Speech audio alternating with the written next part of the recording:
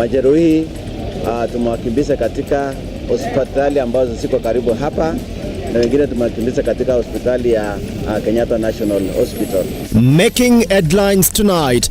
2 people died and others injured after a bus ramps into a stationary oil tanker in Muguga, Kiambu County. A man in Kakamega County arrested for defiling and killing his 9-year-old daughter. And the Council of Governors wants the doctors and the government 2017 CBA revoked, calling it unreasonable as doctors' strike nearly eats a month.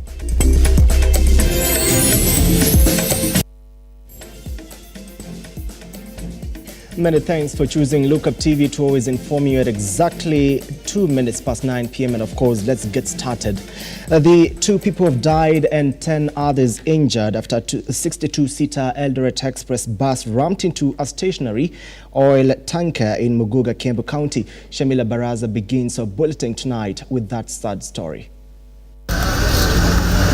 Saturday morning, Muguga area along James Gishuru Road was engulfed in chaos after a bus belonging to Eldoret Express lost control and hit a fuel tanker from behind, killing 2 and left scores injured. Ajali hii ukiona wote walikuwa wanaelekea barabara, sehemu moja barabara. Lori ilikuwa mbele na basi ilikuwa nyuma na ikaweza kugonga lori ambao walikuwa wanaelekea upande moja wa barabara, upande wa Nairobi. Confirming the incident, Kikuyu Police Commander Ronald Kirui indicated that the injured patients were rushed to Kenyatta Hospital while the bodies of the deceased were taken to Togo Mortuary. Kuna vifo ya watu 2 na majeruhi kadhaa. Majeruhi tumewakimbiza katika hospitali ambazo ziko karibu hapa, na wengine tumewakimbiza katika hospitali ya Kenyatta National Hospital.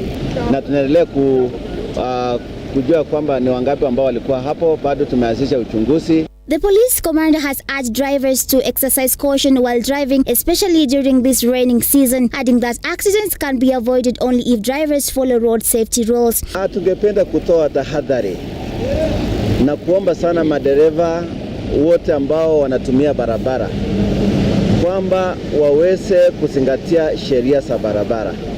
Ajali hizi nyingi zinaweza kuepukika endapo madereva wangezingatia sheria za barabarani. Shamila Baraza, Lookuptv. Many thanks, Shamila Baraza. Away from that, police in Kakamega County have arrested a 31-year-old man for allegedly defiling and killing his 9-year-old daughter in cold blood. The man is said to have chased away his wife for denying him his conjugal rights before turning to his grade 2 daughter. Navaholo OCPD Richard Omanga has said the suspect is set to be arraigned in court next week as investigations into the matter continue. Tuko na mtoto amelala barabarani, na mahali alikuwa amelala kwa barabara ilikuwa karibu na keti yangu. Ndio vile niliamka nikaenda hapo, kufika hapo kuangalia napata ni mtoto mchukuu wangu. Huyo kichana yangu aliua mtoto wake na kumnyonga, alimtumia njia ya raping. Alafu wakati alikuwa na mrep alishika mtomo. Vile alifunga yeye mtomo, alimfunga, alafu ndio huyo mtoto alikufa. Alikuwa amekunywa kitoko. Hiyo kukunywa kitoko akakuja akakorifishana na shemeji yangu, shemeji akatoroka. So akachukulia advantage ya kupaki na mtoto kwa nyumba, ndio akatekeleza hiyo kitendo ya kufunika mtoto, kumrep na kumfunika mtomo, akamunyonga paka. Mtoto mwenyewe alionekana tu hapa, mkuu ilikuwa imeenda hivi, mkono imeenda hivi, ni kama mtu mwenye alikuwa amerepewa. Alafu vitu ilikuwa inatoka kwa mapua na mdomo. Kajua tu huyu mpaka amefanywa jambo, damu ilikuwa inatoka chini.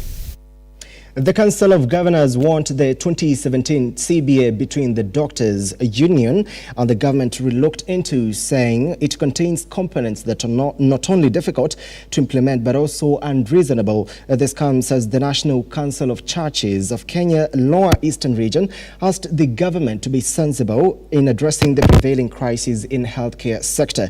In addressing the prevailing crisis in the healthcare sector, the doctors' strike entered its 24th day today, with a good number of services paralyzed in different hospitals in the country.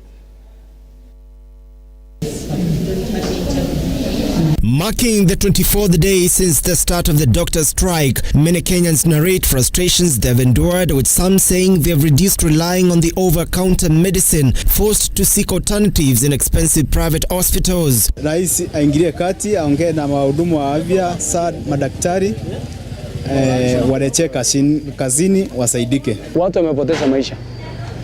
Hata kuna mwingine juzi nimemsaidia.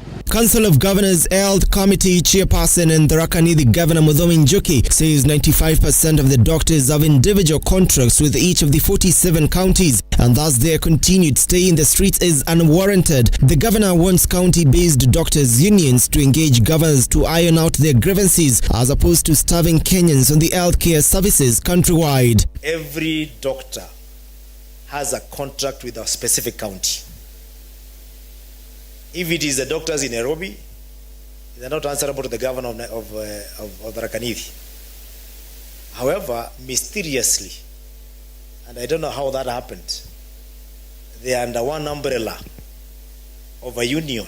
KMPDU officials maintain the strike will continue until the government honors the 2017 collective bargaining agreement, amid calls by some quarters for resignation of Health Cabinet Secretary Susan Haumeta over failure to resolve the worsening issue. We'll be maintaining this strike until the government realizes that it is their responsibility to cater for Kenyans to get health care.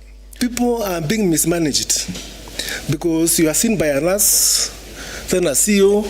By the time somebody is seeing a medical officer, that person, if it is cancer, it is stage 4. John Matava, Lookuptv.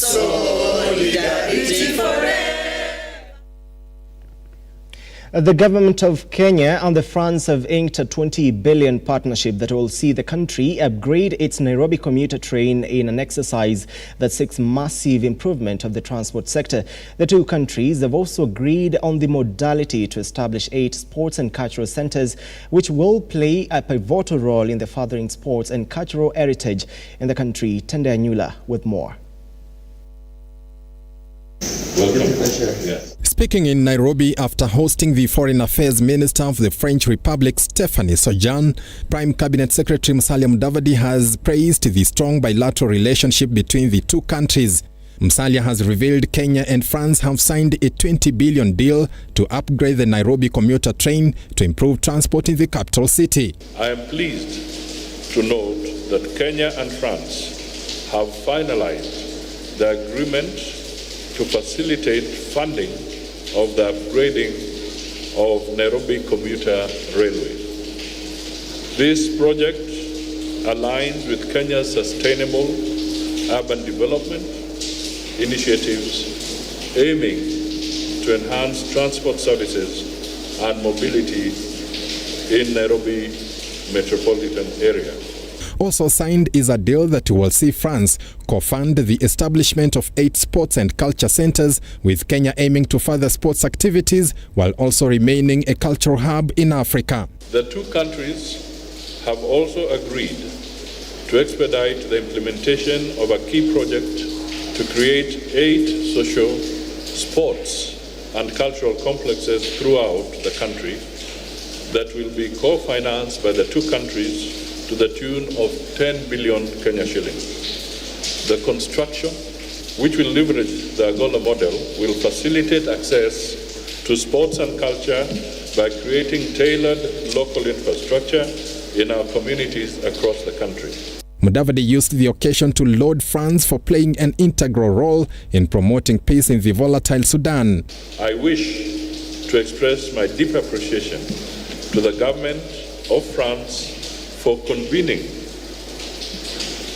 together with Germany and the European Union, the upcoming international humanitarian conference for Sudan and its neighbors later in April, that is later this month. I am certain that the outcomes of the conference will positively contribute to the efforts to find a solution to end the conflict and alleviate the suffering of the people of Sudan.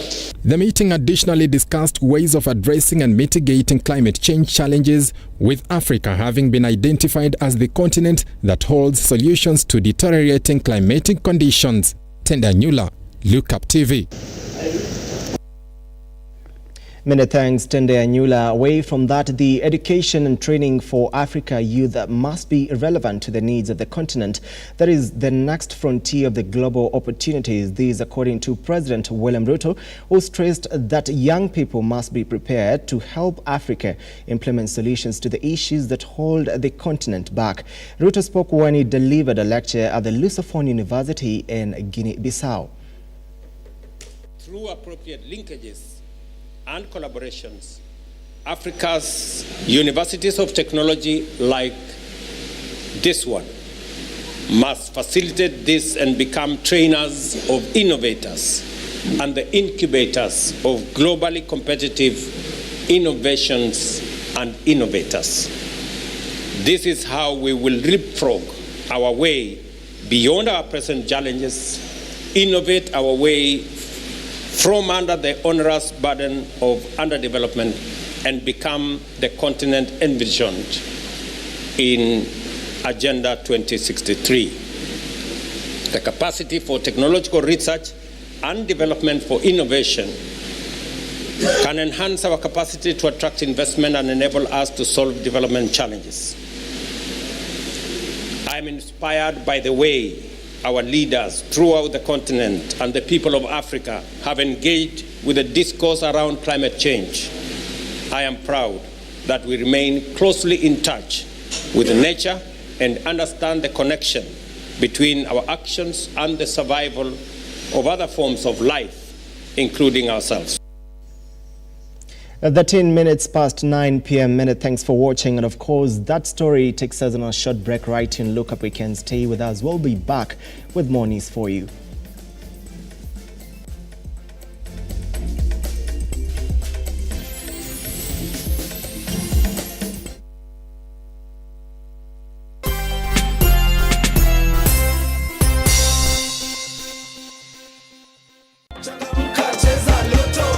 It's easier, it's bigger, it's better. It's Grand Mega Draw. Cheza na shilingi 50 hadi shilingi 2,000 na ushinde mega cash ya 200 million. Isitoshe, kuna mega bonus ya up to 20 million shillings kila Jumatano na Jumamosi. Sio ndoto, unangoja nini? Cheza Lotto, it could be you. Nenda kwa M-Pesa paybill number 777-000. Andika neno Look kama account number. Cheza na kati ya shilingi 50 hadi shilingi 2,000 na ushinde sasa. Round hii ni more draws, more cash and big wins na Lotto. Over 18s only. Gaming can be addictive. Play responsibly. This message has been approved by the BCLB.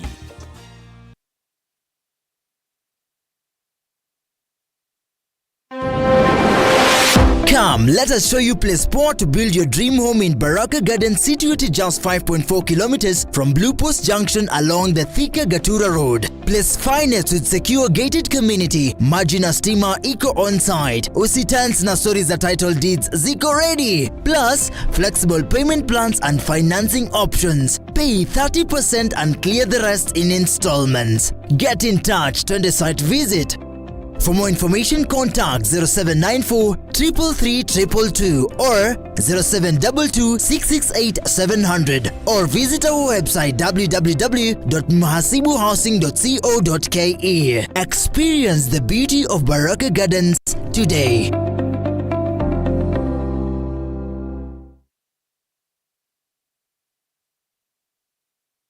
Are you an SME looking for a media partner?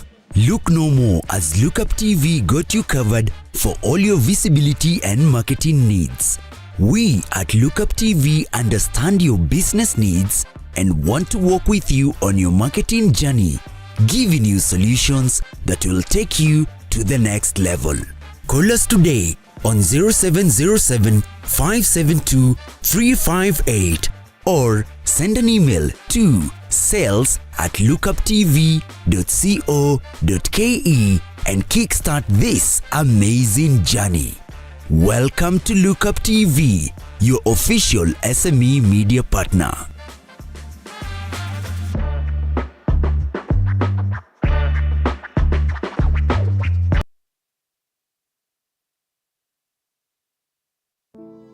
Save a Life is a non-profit organization that has taken the front line in transforming lives in the entire country. So far, we have transformed life of over 100,000 people through our programs, which include medical support, youth empowerment, street family program, feeding program, and climate change.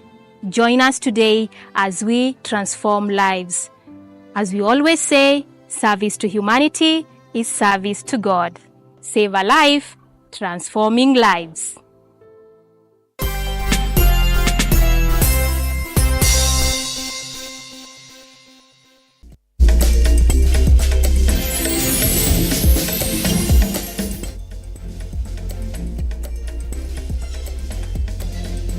Welcome back and thank you so much for staying with us. The farmers in Manani village, Bungoma County have developed a new technique of spraying crops using aloe vera and mixed pepper to kill armyworms, which has been a threat to food security in the country. Onesmus Musonye begins the bulletin after the break with that story. According to Water, Sanitation and Irrigation Cabinet Secretary Zachary Njeru, the construction of 34 dams across the country in the first phase will be undertaken through public-private partnerships due to huge funding required. Njeru said that the ministry, through the National Treasury and Development Partners, will facilitate financing of the dams. As a ministry, we intend to do 100 mega dams. We also have the social dams, the small dams, and also the quick wins. Those are the boreholes, the water pans and all that. We have about 34 mega dams that so far are at the development stage. We are there with the Treasury, so we are waiting to see the outcome because we want to fund them through the PPP. That's why we want to work together with other with investors and development partners to see that we achieve those mega dams. This comes after a section of conservationists raised alarm over the construction of the Malewa Dam due to concerns of environmental degradation, calling on thorough impact studies before construction starts. Malewa Dam, we know it's meant to provide water to parts of Naivasha and also Nyandarua. So we are at it. We are actually, it's one of our priority projects, and we believe soon it will be up and I'm sure wananchi will benefit from it. Njeru said that the ministry has embarked on tree planting exercise in order to enhance the country's forest cover and conserve water catchment areas. We have the police unit within the ministry. We are also embarking on planting trees and also conserving our water catchment areas. Maureen Bosire, Lookuptv. We are sorry for that mix-up. Going forward, farmers in Manani village, Bungoma County have developed a new technique of spraying crops using aloe vera and mixed pepper to kill armyworms, which have been a threat to food production. Onesmus Musonye with the details. For about 7 years now, 12% of the maize harvest in Bungoma County has been lost due to armyworms invasion, an issue which contributes to the decline of food security in the country. Conducive environment, they multiply very fast. Billions, actually in 1 teaspoon, you have 10 billion. For now, there is light at the end of the tunnel after farmers in the region came up with a new technique to destroy the worms. I will deal with one in particular. The botanical method.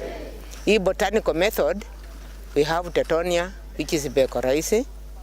We have pilipili, which is pepper. We tuna crush. After crushing, we ferment. After fermenting, we ferment for 7 days. This after fermenting, after 7 days, we take this solution and mix with aloe vera. Aloe vera will act as a sticker, and this will tetonia will act as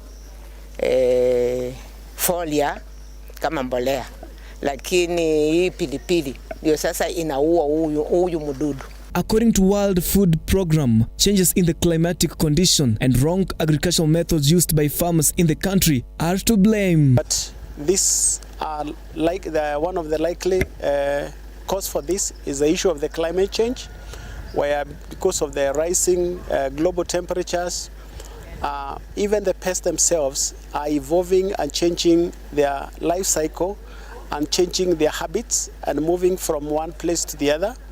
And so we got this pest that is very destructive, and one of the characteristics of it is that it is able to fly about 1,000 kilometers just within a month, and so the spread is so fast. Bungoma Governor Kenneth Lusaka, who is also the chairman of agriculture in the Council of Governors in the country, has asked governors to join hands in fighting the worms menace and strengthen food security in the country. That if not controlled, or what has been established is that we lose up to 12% of our maize through the fall armyworm menace. Onesmus Msonye, Lookuptv. Out of them, the money. Muslim clerics and faithfuls in Isiolo County have called upon authorities to aid in security as they prepare to mark the Eid celebrations amid insecurity concerns in Meriti and Gabartura. And that is Lona Umbuya reporting with a news wrap. As Muslim faithfuls mark the end of holy month of Ramadan, the clerics led by Imam Jibril Sagar and Hajj Adan Abdullahi Hussein asked the government to improve security surveillance through patrols and use of technology. This coming after a 16-year-old girl was shot dead last week by bandits as she was traveling back home for April holidays. Tunahimiza hasa mji hii ambaye Isiolo tulinde usalama, hasa viongozi wa kaunti yetu na national government. Tulisikia juzi hapa barabara ya kuelekea Merti, kutoka Isiolo kuelekea Merti, ilikuwa na shida ya security. Elsewhere, Kisii Governor Simba Arati has alleged incitement from some quarters in the out-of-court settlement of the Karoka town boundary dispute between Kisii and Nyamira counties, warning that interference will rekindle the hostility. But it is unfortunate there is an MC of Nyamira who is inciting wananchi Karoka to fight. We will not accept. In Siaya County, the County Executive Committee member for governance, Agunda Ochanda, has said that the county is well prepared and equipped for any disaster emergency during the ongoing rainy season. He further stated that the multi-sectoral team that includes the Kenya Red Cross Society and several national government departments have already mapped several disaster hotspots across the country. I led a multi-sectoral team. We have with us also the Red Cross, also the meteorological team, and also our director of disaster preparedness, so that we can have a holistic approach. Finally, Kirinyaga County Governor Anne Waiguru has made history as the first governor to distribute free uniforms to over 15,000 early childhood development education learners, issuing 147.5 million bursary. Waiguru said that her administration is committed to sustain production of the uniforms that are sewed at the county owned by Kaitheri Apparel Center through Wezesha Mama initiative. Kirinyaga County is the first county to give all our ECDE children free school uniforms. We want to move to give each and every child in ECDE a pair of shoes. Lona Lorraine Omboya, Lookuptv.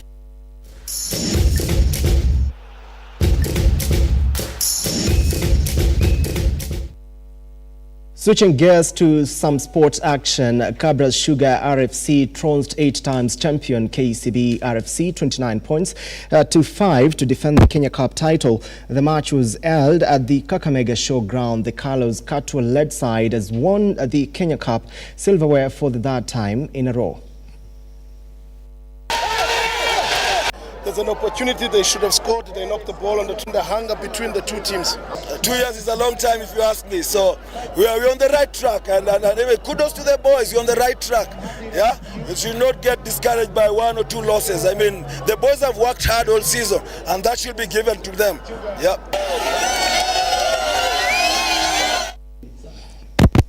Shabana FC has thrashed Posta Rangers 3-0, ending their 3 months goal-less stint. Lord Kavushi, Matthew Tegisi and Brian Mishira scored a goal each to cement the Glamour Boys' win. Despite the win, Shabana has still at the second bottom position with 21 points.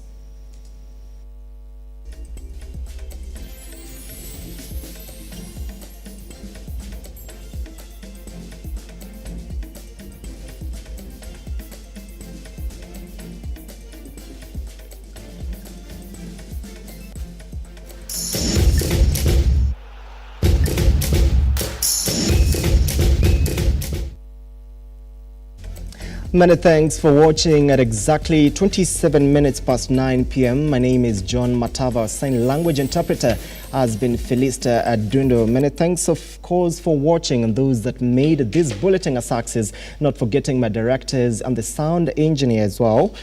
Thanks for everything. See you again, same time, same place. Have a good night.